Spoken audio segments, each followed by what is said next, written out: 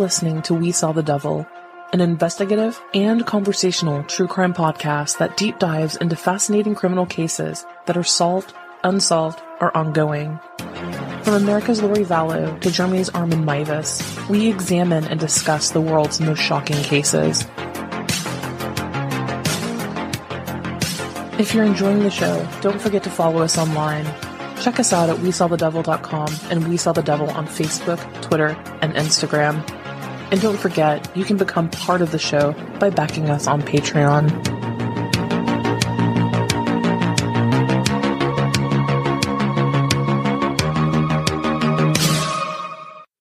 Hello everyone, you are listening to We Saw the Devil. This is Robin, and I am super excited for this episode.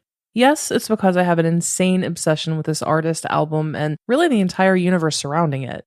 You know, I casually mentioned it in a catch-up episode a month or so ago, and I've been thrilled to have a handful of you actually reach out to let me know how much you also love it. Some of you even just say that you love the aesthetic of it all. And honestly, it fits within the interest of the genre of true crime. It's quite literally a screenplay for a Southern Gothic murder story. If you watch Netflix, Hulu, Discovery documentaries on true crime, anything like that, you're also probably going to like this, even if the music itself really isn't your jam. But before we get into it, I just want to give a brief announcement.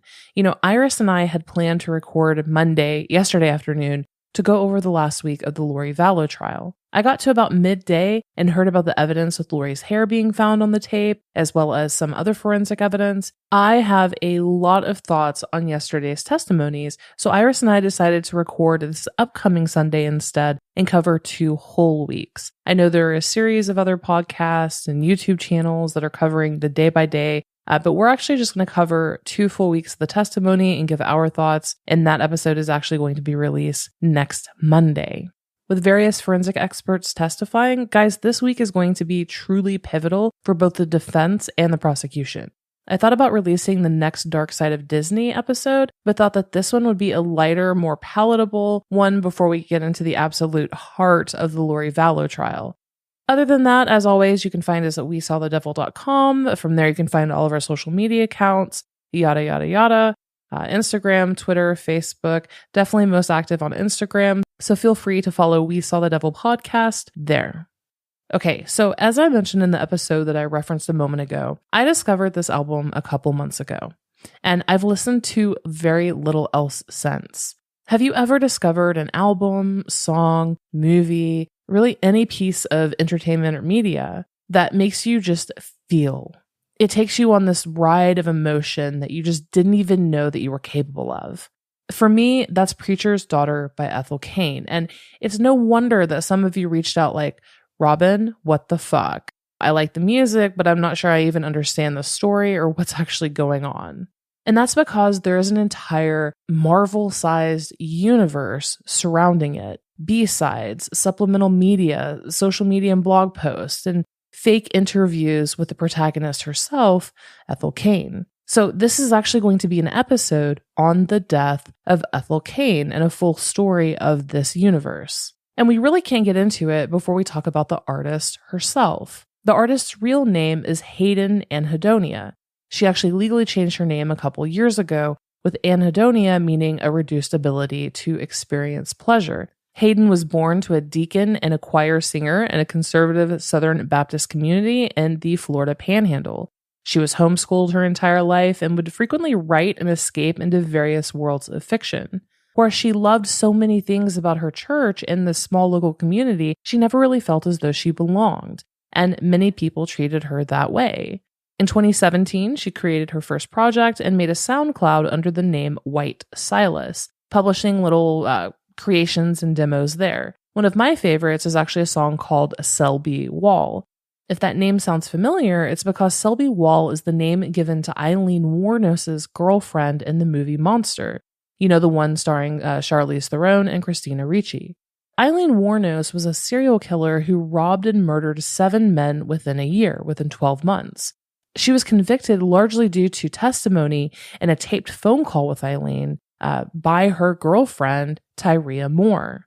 Eileen was put to death in October of 2002. When Hollywood decided to make a film about her, Tyria Moore actually threatened to sue the producers and the director of the film. So instead of getting into an expensive legal battle, the writers actually decided to change the name, giving Christina Ricci the name Selby Wall instead of Tyria. So there's your fun fact of the day. Hayden left home at 18 and decided to pursue music and writing full-time, and that's when the story of Ethel Cain came to her.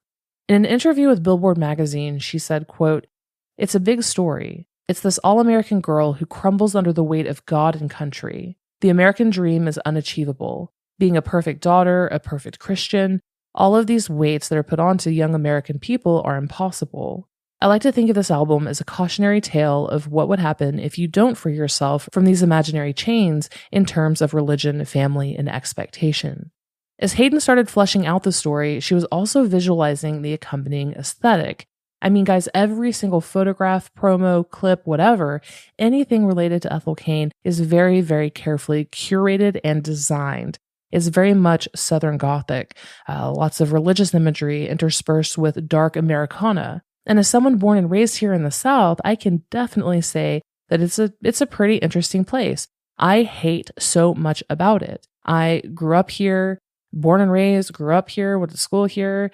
I left pretty much right after I turned 18, and I was gone. My entire life, I just wanted out because I never felt like I fit in. And coming back as an adult, much more mature, hopefully a little bit more wise, I do actually understand that. It's a really interesting intersection here of rural decay, extreme poverty, and Christian fundamentalism, which, hi, I'm in Nashville. I don't know if any of you guys have been watching the news, but Tennessee's kind of going off the fucking deep end right now. All of these things are well represented in her presentation in terms of album covers, pictures, visualized videos, YouTube videos, Instagram posts, all of it.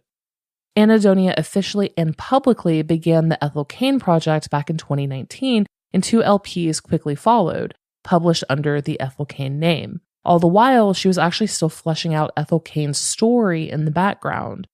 After writing and rewriting this album 5 or 6 times over, Preacher's Daughter was the result of this. Now, to understand it, you have to grasp what it is. It's a concept album that tells a full, cohesive story, start to finish. So the artist, Hayden Anhedonia, is singing and performing as this fictitious character, Ethel Cain. So yes, when you see her live, when you see Ethel Cain sing, say her performing at Coachella like she did last week or wherever else, that's her singing as the fictional girl. Preacher's Daughter was announced with a social media post of a yellowed missing persons poster, similar to the ones that you'd find on a milk carton in the early 1990s. The poster read, quote, "Ethel was last seen Saturday, January 13th at 3:15 a.m. being forced into a black short bed pickup truck in the old Winn-Dixie parking lot on Abrams Street in Arlington, Texas. A witness said a white man kidnapped her." So I'm going to break it all down and tell the story of the death of Ethel Cain. For each song, I'll include a 1-minute clip of music so that you get a sample of it. And first of all, this is an album that I highly recommend you actually experience. I highly recommend it that sitting down with headphones, listening to it, block off an hour, and just really actually absorbing it. And then going back and reading the lyrics.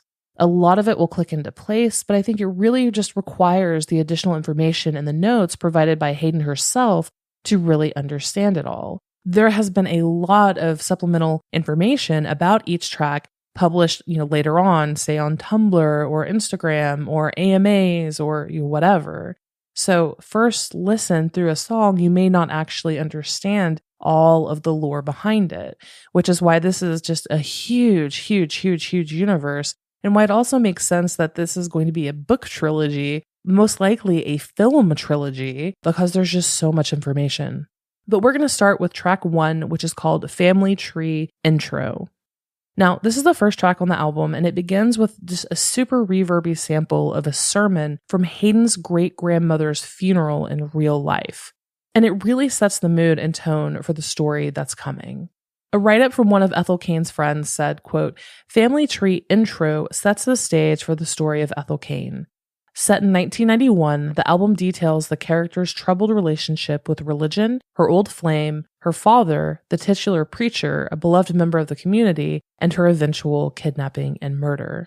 From this song, my favorite line is, "Jesus can always reject his father, but he cannot escape his mother's blood. He'll scream and try to wash it off his fingers, but he'll never escape what he is made of." Jesus can always reject his father, but he cannot escape his mother's blood.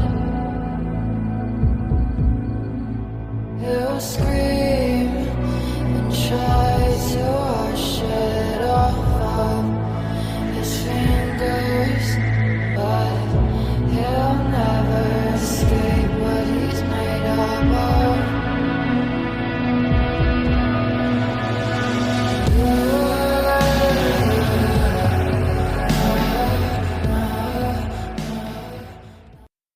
The song is a warning that even though the character of Ethel will go on to try to reject her religion, family, community, and upbringing throughout the rest of the album, she can't because it's who she is biologically and foundationally. The second track is called American Teenager, an upbeat pop song, and actually one of the singles released from this album. And funnily enough, this was actually listed as Barack Obama's, one of his favorite songs of 2022. And that actually gave me a pretty good chuckle because it has really big anti-war sentiment and is more or less about how crushingly ironic the American teenage dream is. It's Ethel Cain's observations on her life as a teenager in the South. You know, she's 18, 19, and it's kind of like her last stab, her Hayden at teenage angst. It also mentions the death of Ethel's father and how she had to lead the choir and step up in the congregation after his death when she was just 10 years old. And the song is a totally upbeat banger. I mean, it is a really upbeat, happy pop song. So from this one, my favorite lines are, "Grew up under yellow light on the street, putting too much faith in the make-believe and another high school football team. The neighbor's brother came home in a box, but he wanted to go, so maybe it was his fault. Another red heart taken by the American dream." And then also, I particularly love, "I do what I want, crying in the bleachers, and I said it was fun. I don't need anything from anyone. It's just not my year, but I'm all good out here."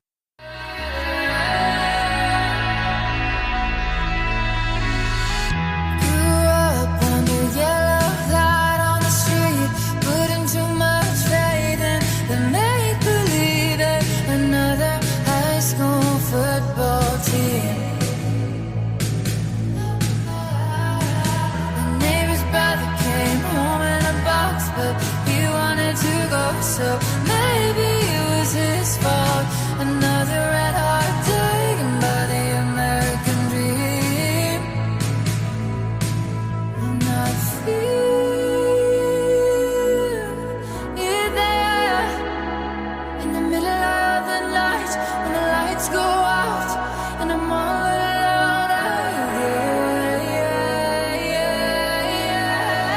Say what you want, but say it like you mean it with your fist for once. A long cold war with your kids in the front. Just give it one more day, then you're done. I do what I want, crying in bleachers, and I said it was fun. I don't need anything from anyone. It's just not my year, but I'm all good out here. The all-American teenager trope is a cliche to Ethel, and she's ready to become independent, leave it all behind, and find her own way. The phrase, "it's just not my year," is particularly poignant due to what happens later on. It's like the last moment of happiness before all hell breaks loose. The third song is A House in Nebraska, and it's absolutely one of my top favorite two tracks. In this song, Ethel laments the loss of her ex-lover Willoughby Tucker. She dated him from when she was 16 years old up until 19 years old, just before the events took place from this album. In this album, she's 20. She's still incredibly devoted to Willoughby, and she misses him terribly.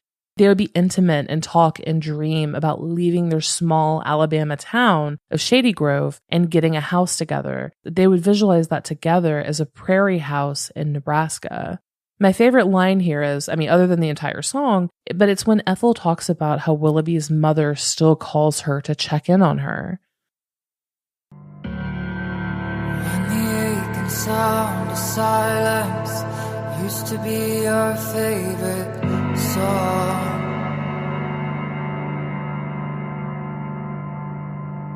you and me against the world, you were my man and I your girl. We had nothing except each other, you were my whole world.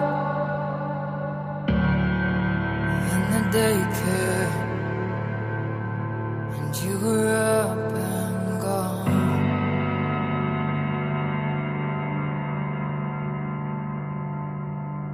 And I still call home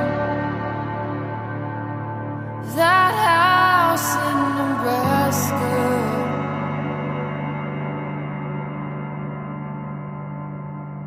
where we found each other on a dirty mattress on the second floor.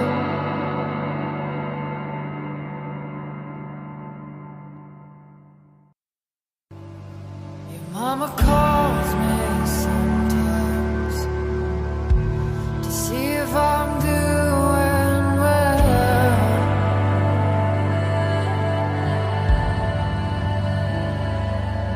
and I lie to her and say that I'm doing fine, when really I'd kill myself to hold you one more time.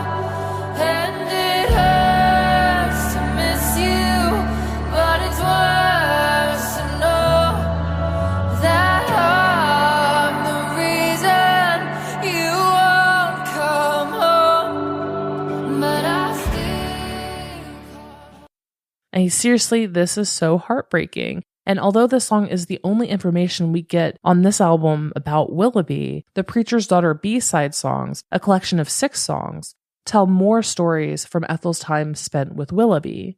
In a Q&A on her blog, Hayden said that Ethel remains devastated by Willoughby leaving because she felt genuine love when she was with him, something that was completely lacking in her life as she got older. And that is going to be a common theme throughout this entire album. The 4th track is Western Nights, which serves a dual purpose. First, Ethel has started dating a new man by the name of Logan Phelps. He's incredibly violent and mean to her.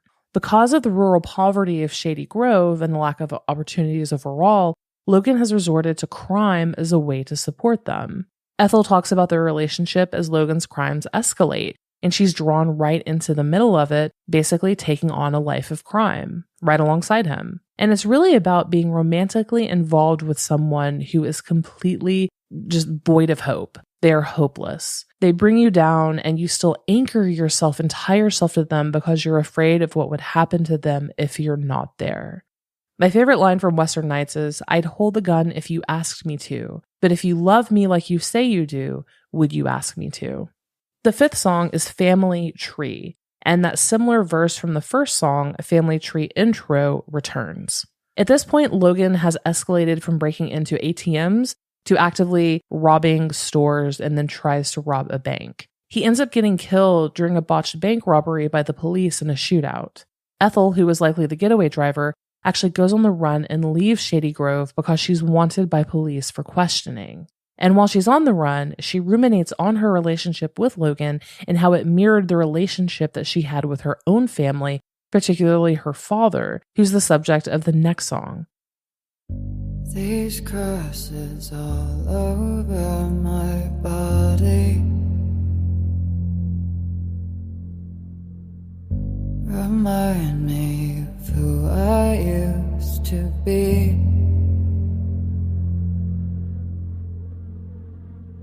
Give myself up to him an offering. Let him make a woman out of me.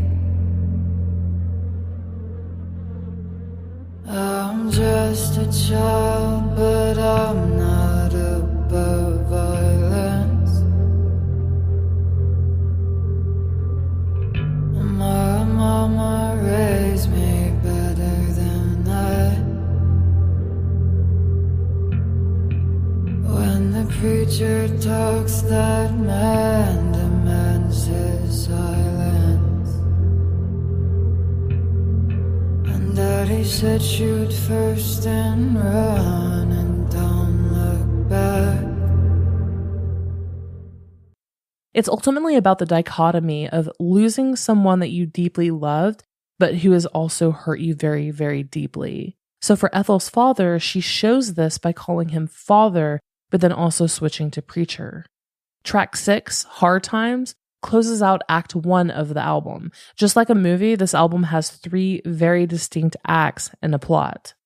So from this song, we learn that Ethel's Southern Baptist preacher father, Joseph Cain, had actually molested her for most of her life. He died when Ethel was 10 years old, and it's why she's actually struggling so horribly in her early 20s and has a really super poor mental state. She's trying to reconcile her own feelings about missing him. On one hand, he was a kind and loving father to her a lot of the time, but he also sexually abused her for years and she hates him for it. So some of the lines from this song would be, hide me there under the leaves, 9 going on 18, lay it on me, tell me a story about how it ends, where you're still the good guy, I'll make pretend, 'cause I hate the story where happiness ends and dies with you. And I think a particularly sad one is, I thought good guys get to be happy, I'm not happy, I am poison in the water and unhappy.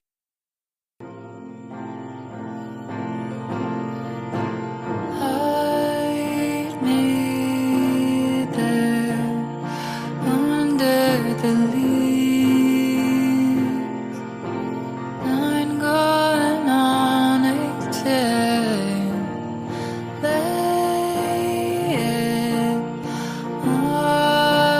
me,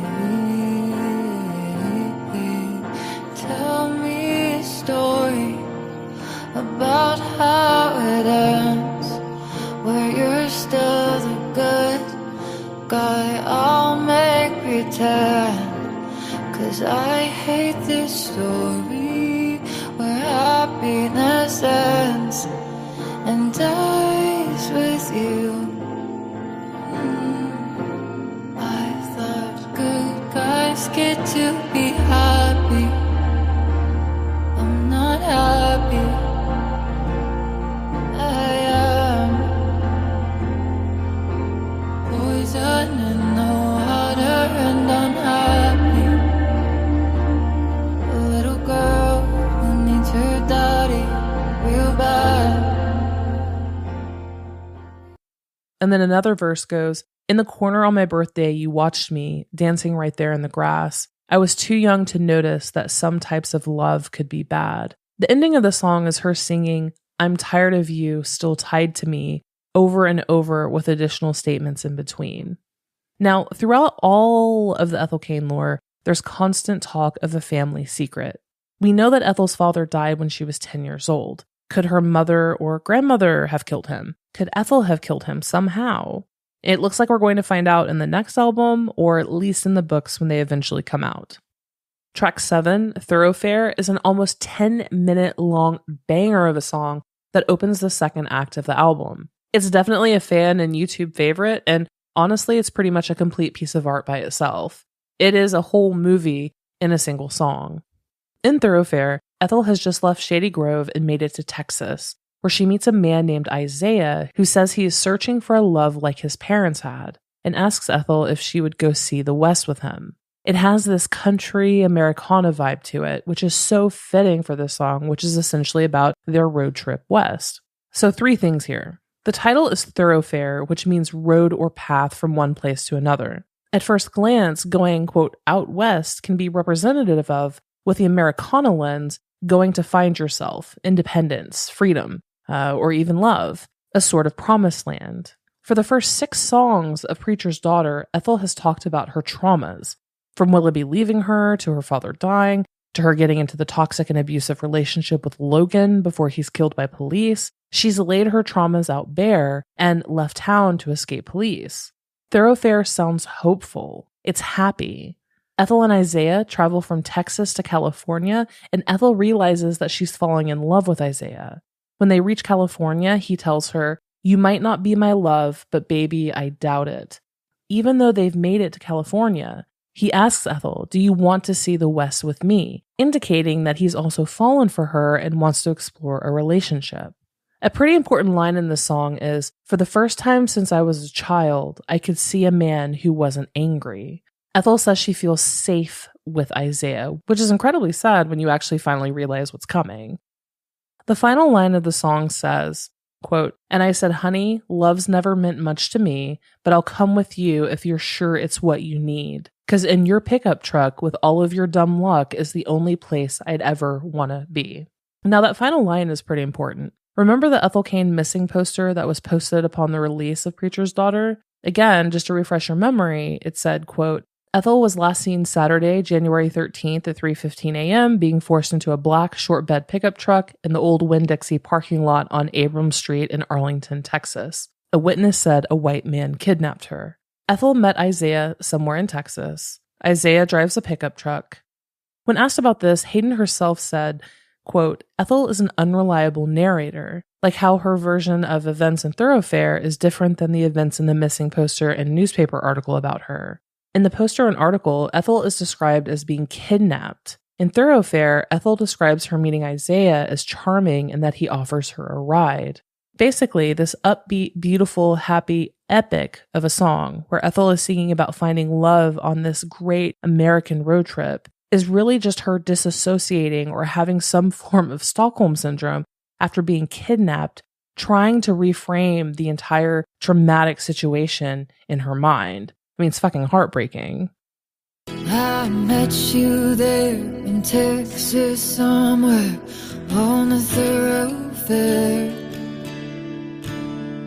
on the side of the road in some torn up clothes with a pistol in my pocket. I didn't trust no one, but you said, baby, don't run, I'll take you anywhere. So I hopped right in, out of luck to spend, and at least your truck beats walking. And you said, hey, do you wanna see the West with me?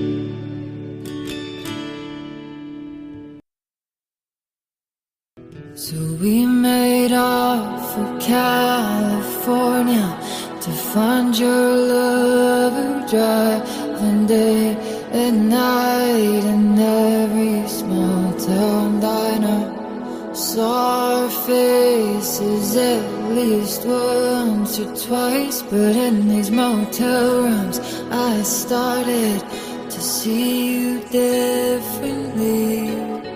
Oh, 'cause for the first time since I was a child, I could see a man who wasn't angry.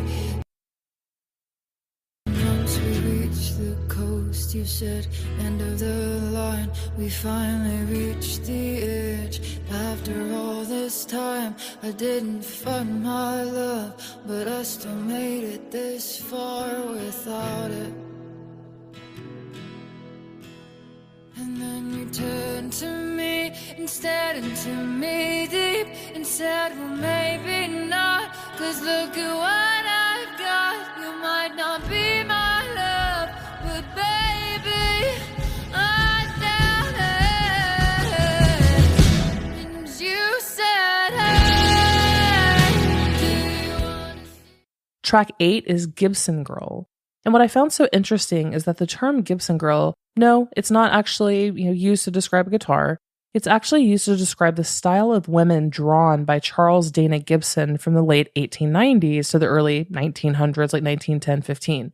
You've 100% seen them. I mean, these drawings pop up everywhere. They obviously history books, school books, but also even just random posters. They're pen and ink drawings, and they show the ideal feminine beauty standards. Tall, slender but voluptuous, women who wore corsets and had a very, very distinct body shape. Gibson Girl finds Ethel in California with Isaiah, and he is drugging and forcing her into sex work. Hayden also dropped a fake newspaper article as supplemental material for this. The fake newspaper article goes on and it's like, Preacher's Daughter Goes Wild, showing that after Isaiah and Ethel met in Texas, they actually stayed there for a little bit, and Isaiah put her into basically sex trafficked her and forced her into prostitution, starting even in Texas. So Isaiah kidnapped Ethel in Arlington, Texas, immediately forced her into prostitution, all the way until they arrived in California, where it continued to happen. A common phrase seen in agencies that work to combat sex trafficking is sex trafficking thoroughfare. California through Texas to Atlanta and Florida is actually one of the largest in the country. So that's definitely a play on the word thoroughfare. In any case, the song Gibson Girl finds Ethel deep in her drug addiction and doing sex work so she and Isaiah can keep up with her habit. Her voice is devoid of hope, and the vocals are pretty processed to be fairly monotone to show this. Leather and dark glasses, pour in another while I shake my asses. Cold-blooded, so it takes more time to bleed.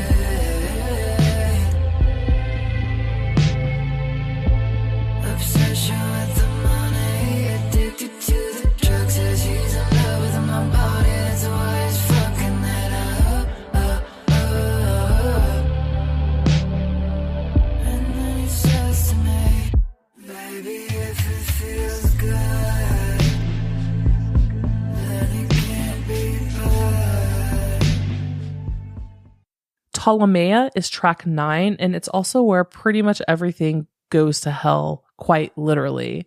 The word Ptolemaea refers to one of the 4 concentric rings of the 9th circle of hell, as depicted in the book Dante's Inferno. It's dedicated to those who have betrayed their guests, so basically traitors. So is Ethel referring to Isaiah betraying her? Is he a traitor? Or is she referring to herself as the traitor, betraying who she really was, who she really is at her core as the preacher's daughter? Either way, the song is absolutely terrifying. And Ethel's voice actually sounds a great deal like Chelsea Wolfe in this one. Honestly, in the very beginning, I probably wouldn't even be able to tell them apart. But in this song, Ethel's severely drugged, hallucinating, and she realizes that Isaiah is going to hurt her.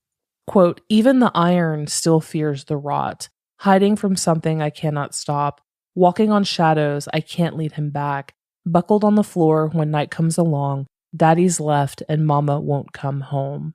The climax of the song reaches this absolutely cathartic height as Ethel says stop, pleading over and over and over again, with the final stop being just this massive blood-curdling scream as she's actually stabbed to death by Isaiah.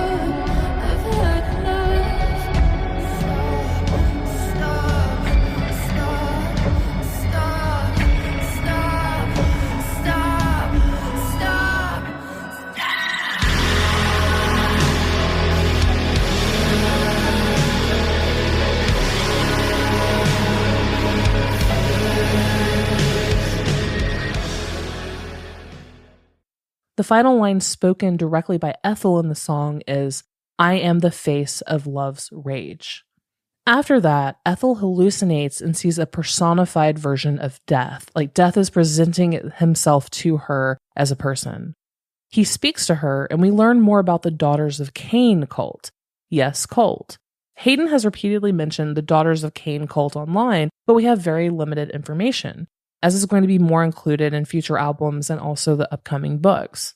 But in the song, Death says, Blessed be the daughters of Cain, bound to suffering eternal through the sins of their fathers committed long before their conception. Blessed be their whore mothers, tired and angry, waiting with bated breath in a ferry that will never move again. Blessed be the children, each and every one come to know their God through some senseless act of violence. Blessed be you, girl, promised to me by a man who can only feel hatred and contempt towards you. I am no good nor evil, simply I am, and I have come to take what is mine. I was there in the dark when you spilled your first blood. I am here now as you run from me still. Run then, child. You can't hide from me forever. First time I heard that, completely got chills. I mean, it is just, there's so much that I just want to geek out over with. I can talk about pretty much every song. I mean, I'm just hitting kind of the high notes here.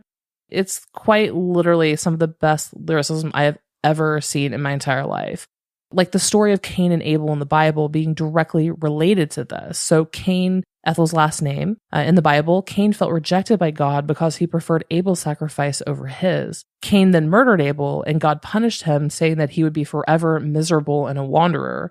Considering the fact that one of the main themes of the Ethel Cain universe is generational trauma, I almost wonder if Ethel Cain is going to be a direct descendant of Cain, or if it's related to the Daughters of Cain cult. Has to be in some way, but it's absolutely brilliant, and it's going to be really interesting to see how the Daughters of Cain, the cult itself, surfaces in the future.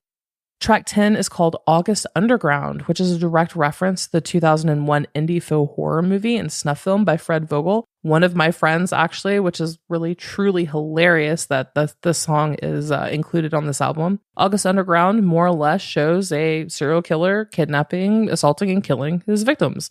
The album version here is actually an instrumental song, and it's basically meant to represent Ethel dying. Track 11 is Televangelism, which is Hayden's favorite song, and also one of mine. It's a beautiful instrumental piano piece that's uplifting and peaceful. It represents Ethel Cain's soul ascending from her body into kind of a spiritual realm waiting room. Hayden actually went online and described it as, quote, televangelism is more of what's happening in her head as she fades away and her soul leaves. There's actually more to televangelism that will be revealed later, which I'm excited about. So really interested to see the breakdown and additional information when that comes out. But it's just a really, really beautiful, churchy, religious sounding piano piece.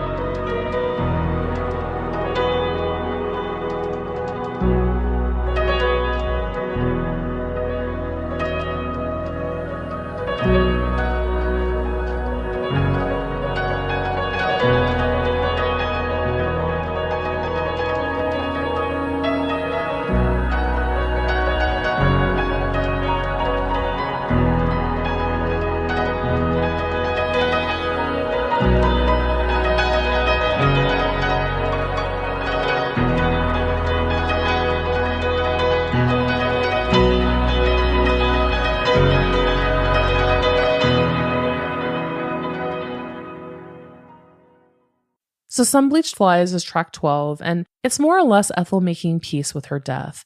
She's looking out, examining her life, and she's talking about how she wants to be back in church with her community. She describes them as, quote, sun-bleached flies sitting on the windowsill, and how they make small talk in the church. My favorite line from the entire album is here, and it goes, God loves you, but not enough to save you. So baby girl, good luck taking care of yourself. Sun-bleached flies sitting in the window sill, waiting for the day they escape. They talk all about their money and how their babies are always changing while they're breathing in the poison of the pain. What I wouldn't give to be in church this Sunday,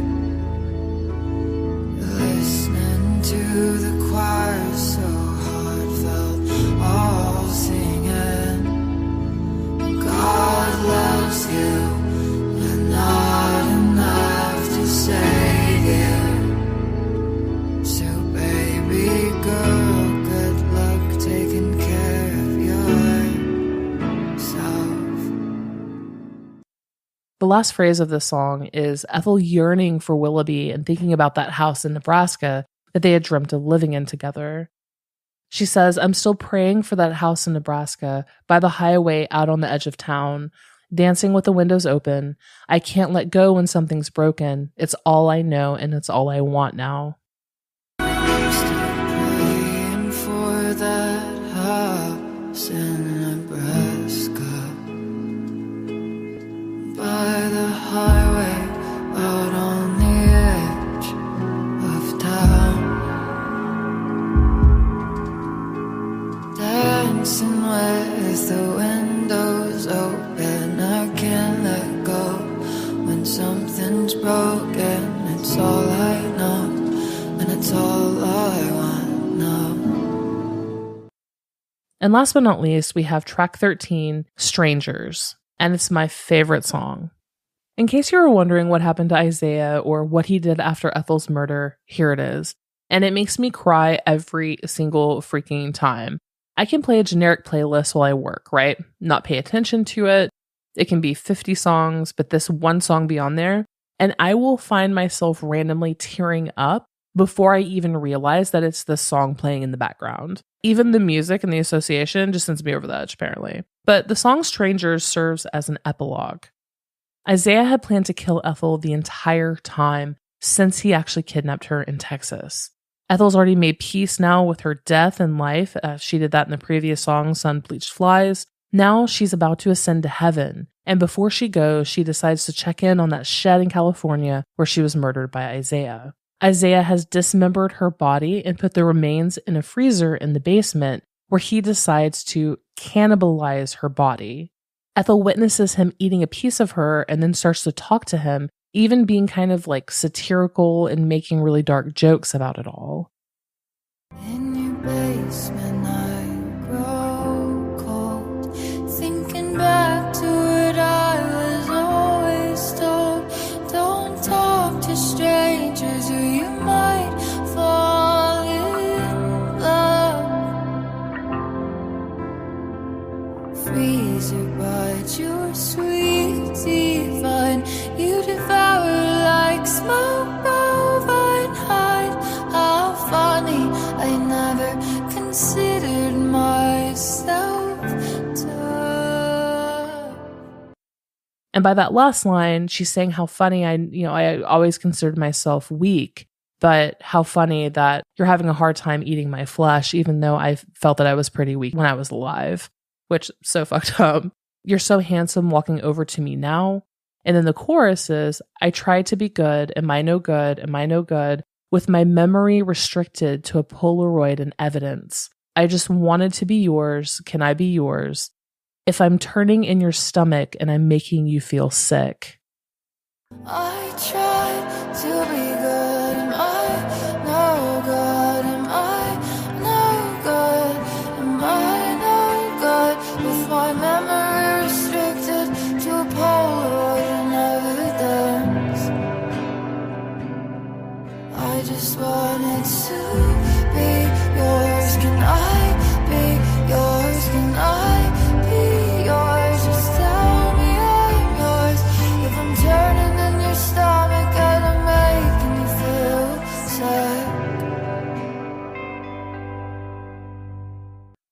Because she's been cannibalized, there's no physical evidence, so her memory has been just relegated to a Polaroid photo and evidence that was likely provided by her own mother. She also calls Isaiah handsome multiple times in the song and says that he looks good with her all over his mouth. Like, he literally has her blood and remains and guts all over his mouth, and she's still saying, you're handsome with me all over your mouth. And then she's pleading, can I be yours? If I'm turning in your stomach and I'm making you feel sick. And then halfway through the song, she thinks of her mother. When my mother sees me on the side of a milk carton on the Winn-Dixie's dairy aisle, she'll cry and wait up for me. Then there's this insanely cathartic, beautiful and soaring guitar solo, followed by a switch to super clear vocals, which the album does have a lot of processing of vocals. It's never just acoustic singer-songwritery. That's kind of not the album that this is. But after this like really super big guitar solo, it switches to just an acoustic guitar, no effects on the vocals. And it's a direct goodbye that Ethel is giving her mother, whom she promises to see in heaven when her mom eventually passes.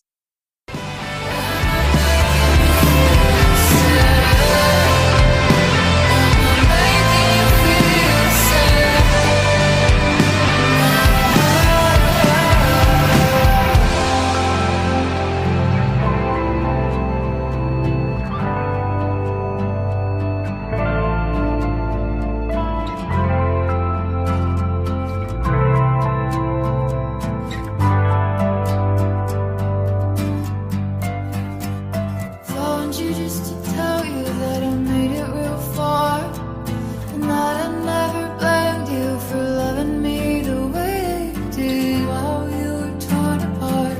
I would do it with you there.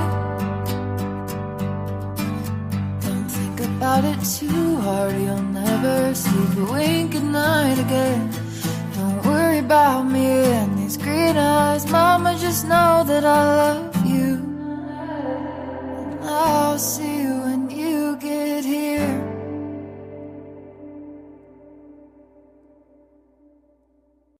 And y'all, it makes me Claire Danes ugly cry with like the snot bubbles and the whole bit every single time. That's it for the Ethel Cain explainer here, guys. I know it's a little out of the normal wheelhouse, but since some of you reached out asking for more information or wanted to talk about how much you also liked it, I'm utterly obsessed. There's so much more information out there, and Hayden is constantly posting. Like, I saw that she just finished chapter 1 of Preacher's Daughter, the book, and it has over 10,000 words in chapter 1.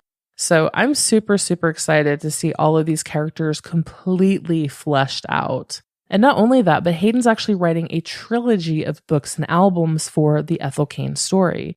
So this one is called Preacher's Daughter. It's the first album and book. The second will be about Ethel's mother, and the third will be about Ethel's grandmother. Also, apparently, we're going to learn more about the Daughters of Cain cult as well. And like I've said multiple times, Hayden frequently drops little tidbits of lore on her Tumblr and Instagram. Last week, she dropped a single page from what appears to be a book relating to Willoughby and his and Ethel's story, as far as like when they kind of broke up, when he left her. There's so much backstory to all of this. It's so rich. It's this huge universe, and I can't wait to read the books. But yeah, I want to know what you think. If you decide to check out the album or you have any interest, definitely want to know and hear what you think. Feel free. You can email it info@wesawthedevil.com. You can also go to Instagram, leave a comment on this particular show's post. Sometimes we just come across media in our lives that's incredibly meaningful and really makes you raw emotionally, and this one does it for me. So let me know if it does it for you too. Again, you've been listening to We Saw the Devil. I'm Robin, and the next Lori Vallow case update is going to be coming next Monday. So that's it for today, guys. Until next crime.